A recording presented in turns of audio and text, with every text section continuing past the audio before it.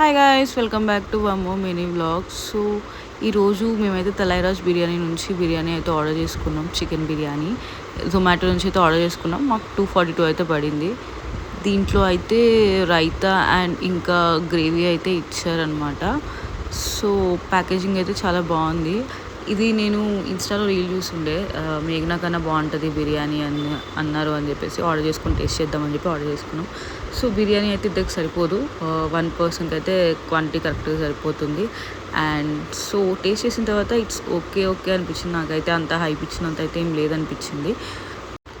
మేఘ్నా అంత లేదు కానీ తలైరాజ్ ఓకే ఓకేగా ఉంది. But you can definitely try. చాలా బాగుంది అని అయితే చెప్పాను కదా, ఇట్స్ ఓకే. మీరు కూడా ట్రై చేయండి. ట్రై చేసి ఎలా ఉందో చెప్పండి.